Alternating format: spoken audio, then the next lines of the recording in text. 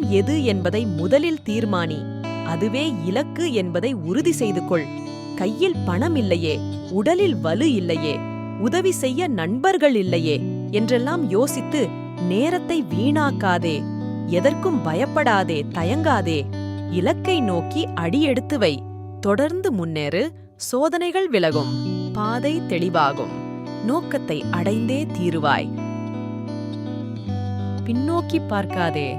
எப்போதும் முன்னோக்கி நீ எதைச் செய்ய விரும்புகிறாயோ அதையே பார். நீ முன்னேறுவது உறுதி. பிறரது பாராட்டுக்கும் பழிக்கும் செவி சாய்த்தால் மகத்தான காரியம் எதையும் செய்ய முடியாது.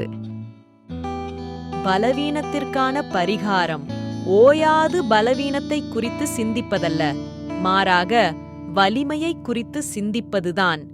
மக்களுக்கு ஏற்கனவே அவர்களுக்குள் இருந்து வரும் வலிமையை பற்றி போதிப்பாயாக.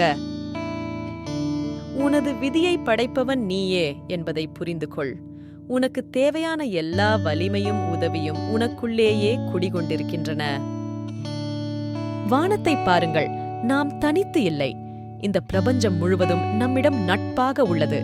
கனவு காண்பவர்களுக்கும் உழைப்பவர்களுக்கும் மட்டுமே அது சிறந்தவற்றை வழங்குகிறது. உன் வாழ்க்கையின் எந்த ஒரு நாளில் உன் முன்னால் எந்த பிரச்சனையையும் நீ சந்திக்காமல் முன் செல்கிறாயோ அப்பொழுது தவறான பாதையில் நீ பயணிக்கிறாய் என்று அறிவாய்.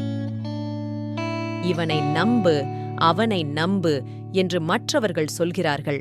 ஆனால் நான் சொல்கிறேன், முதலில் உன்னிடத்திலேயே நீ நம்பிக்கை வை. அதுதான் வழி. எல்லா ஆற்றல்களும் உன்னுள்ளேயே உள்ளன.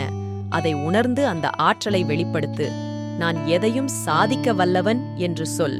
நீ உறுதியுடன் விஷத்தை பொருட்படுத்தாதிருந்தால் பாம்பின் விஷமும் உன்முன் சக்தியற்றதே. Thanks for watching. Like, share and subscribe.